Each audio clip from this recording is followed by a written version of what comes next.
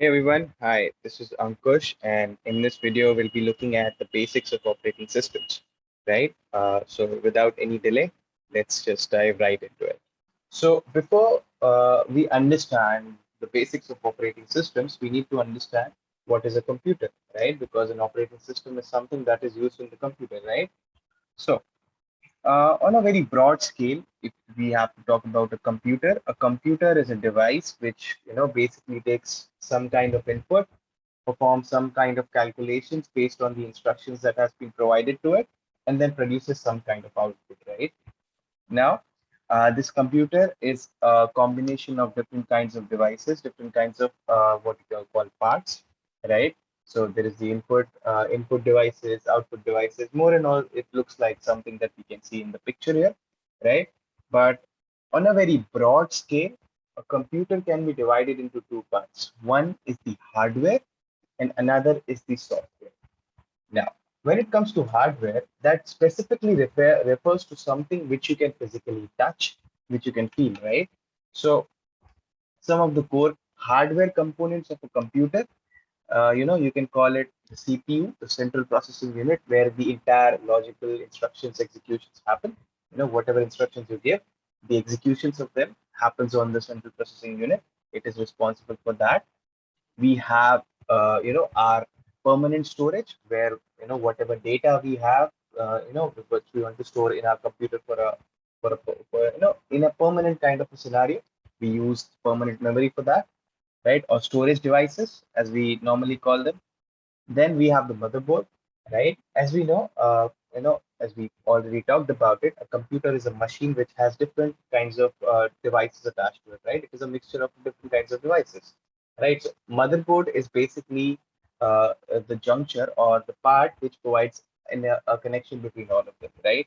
So the basic responsibility of a motherboard is to provide connection among the different components of the computer, right? Then we have the RAM. Now, RAM is basically the volatile memory. Now, this basically refers to the memory which is used by the CPU to make instructions work, right? Again, now this is a faster kind of memory compared to the permanent storage that we have, or ROM read-only memory that we saw, right? It is faster compared to that, but it is volatile. That means the data on it is stored on a temporary basis, right? The data which is stored, that is something that is currently being used by the CPU, right? Of course, there are other hardware components as well, but more and all, these are the things which make a computer operational, right? Of course, you'll say that there is the output device, the input device, and everything, but yeah, of course, they're part of it. But more in all, these are the major parts which make the computer functional, right? Of course, for all of this to work, a computer needs power. It runs on electricity, either in the form of a battery source, or in terms of like which happens on a desktop. Oh, sorry, which happens on a laptop rather. And it can also be like in terms of continuous power, like it happens in the case of a desktop, right? So again, hardware is something that you can physically feel. These are the parts of computer. Now, the second part of the computer, which we normally call as software, it is something that you cannot physically feel, but again, that does not make it any less important to the computer. That is the part which actually makes the computer usable, as you can say, right? So software is the part which you cannot physically touch, but again, that forms a major part of it, right? Now, as we understand, computer is a machine, right, which operates on binary numbers, right, one zeros, binary numbers, right. Now, to interact with the computer, to basically make use of the resources that we have, let's say the central processing unit, the input devices, output devices, to make use of that, we need softwares, right. So those softwares are broadly divided into two parts, right. One is the system software, another is the application software, right. Now, what are system softwares, application software? So basically, guys, if we have to talk on a very broad scale, system software do not perform any specific task. Of course, they perform a very important task, but it is not a very specific task. Whereas application softwares, they are something that are used for very specific tasks, right? Again, another good difference between a system software and an application software is as soon as you start your computer, as soon as you switch your computer on, a system software starts working, and it is on till the point you switch off your computer. While an application software is something that is switched on and switched off with the help of the instruction from the user, right? Okay. Another thing is a system software makes the computer usable. An application software is more of an added advantage. You can call it a specific task-based software, which is run on with the help of the system software, right? If you uninstall the system software, it is impossible to run an application software, while the vice versa is not true. If you uninstall any application software, your system software will still be working, right? It's not an issue. Now, again, just to give you an example, the system software, as we'll be looking into it, is the operating system, while the application software is the apps that you use. Let's say Netflix, Spotify, and WhatsApp. They perform very specific tasks. Like Netflix provides a video streaming service, right? It performs a very specific task to play videos. Spotify, that plays a very specific task, which is play music, right?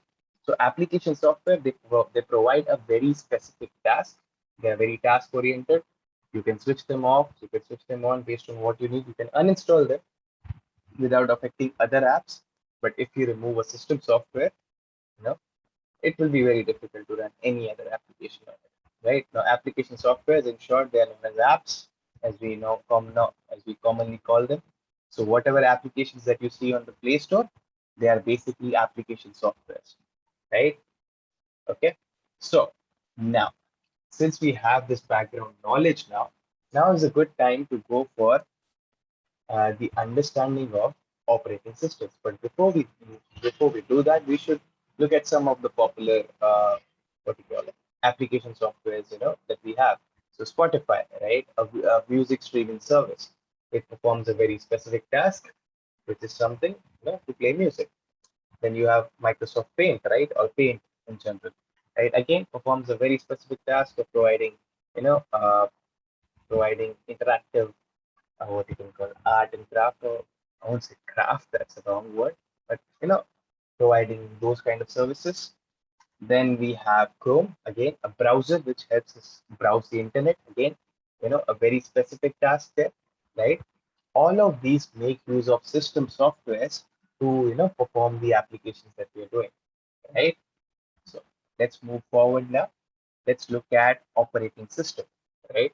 Now, before we move to operating system, we should understand that operating system is a system software, right? It is not an application software, it's a system software, right? So operating system starts working as soon as you switch on your computer and keeps on working till the time your computer is shut down, right? It provides a platform for other applications to run.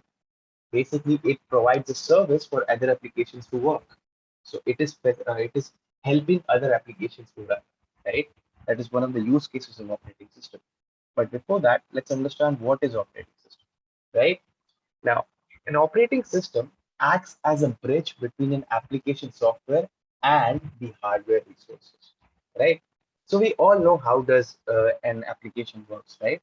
Now let's say an application requires resources, the hardware resources that we have on the computer, like memory. For example, we need the memory, right? Every application requires certain kind of memory, either to store data or whatever it is, to fetch data, whatever it is. It requires those resources, right? Now, to communicate with the hardware resources, the application software makes use of the operating system, right? Now, so with the help of this diagram, you can understand that the application software interacts with the operating system, which in turn, provides the hardware resources that the application software needs, and basically facilitates the use case of it, right? One very important thing to understand is that the hardware resources and the application software, they cannot interact with each other directly without the help of the operating system, right? And just because the operating system is involved with the interaction of hardware resources, that probably tells us the fact that why there are different kind of applications for different kind of operating systems. So for example, let's say if you talk about an Android app, Android phone, so the applications which run on an Android phone will not work on an iPhone, right? Why? Because they use different operating systems, right? So Different operating systems need different kinds of instructions, different kinds of, uh, you know, different kinds of file formats to interact with the hardware resources. Only difference lies the operating system. The hardware resources stay the same, right? You know, the random access memory, or RAM as it is called in short, is same, let's say, even if it's an iPhone or an Android phone, right? Of course, the manufacturer can change, right? But it's still a RAM, right? It's still RAM, right? But what changes is the operating system. For example, you can think of it as like different kinds of chargers, right? Let's say some mobile phones have B-type chargers, some mobile phones have C-type chargers, right? Now, again, all of them perform the very same task of charging the mobile phone, but all of them do it differently, right? Some uses B-type, some uses C-type, and so on, right? Okay. So, major part that the operating system provides, it acts as a bridge between the application software and the hardware resources, right? So, yeah. Again, just like any application software, operating system is also a software. It's not like something very different.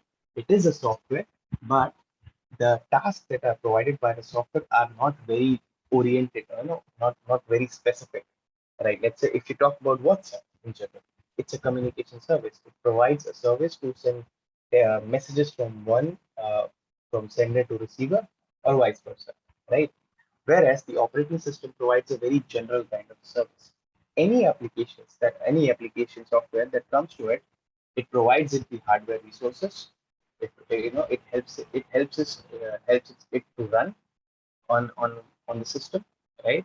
And it provides the necessary resources that we need in terms of the hardware resources, right? Okay, so that is the major job of the operating system. Again, that's a system software.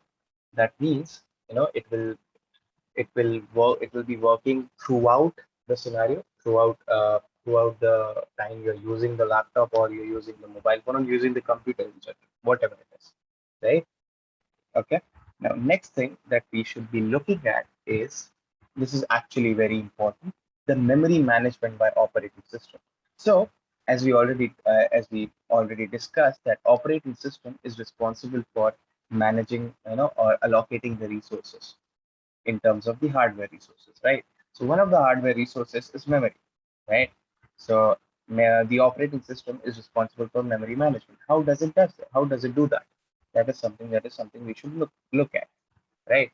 So let's look at this very interesting scenario. How does this happen?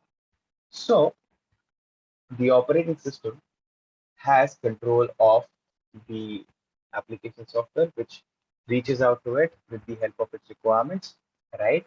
And it has access to the available memory and to the allocated memory. It keeps track of what amount of memory has been allocated to some software or some other requirement, and what amount of memory is available, right? It keeps a track of it, and based on that, it interacts with the memory and the application software and assigns the required amount of memory, right?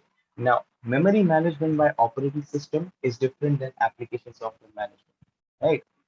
So application software, how does it manages the memory? It basically manages the memory which is provided by the operating system, right? Whereas the operating system, it manages the entire physical memory of the system, right, of the computer, right? Again, so that performs a very specific task. Uh, this is one of the biggest, or one of the most important tasks that is done by the operating system, right? Now, again, as we spoke about this earlier, there are different kinds of operating systems in the market, right? But a lot of them are quite available, but most popular are Windows, right? Then we have the Mac OS that works on MacBooks. Then we have the Linux, but these are more for desktop or laptops. For mobile devices, we have Android, uh, which has a huge market share, and of course we have the iPhone operating systems as well. But again, guys, the reason why an app that works on Windows might not work on Mac OS, or an app that works on Linux might not work on Mac OS, is because they are different operating systems, right?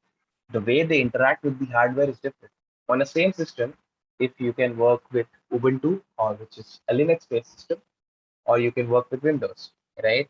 So the same app that is working on Windows will not work on Linux or Ubuntu in this case, which is just a version of Linux, right?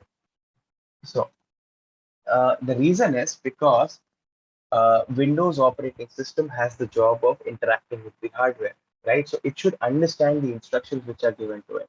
So the instructions which are given to it should be very specific to the Windows environment or Windows operating system, so that it can understand and interact with the hardware, so that that memory management and whatever we spoke about can be done, right? Entire hardware resources can be managed, allocated, used, whatever it is, right? That's why different operating systems have different file formats. That's why on Android APK files work, and they don't work on an iPhone operating system, right? Again, same example can be used. One in which we talked about the charges in a mobile phone, right? Different charges, they don't work for different mobile phones, although they perform all the same task, which is charging the mobile phone, right? Okay, so this was one part. Now, uh, you probably might be knowing this or no, I don't know, but let's talk about this.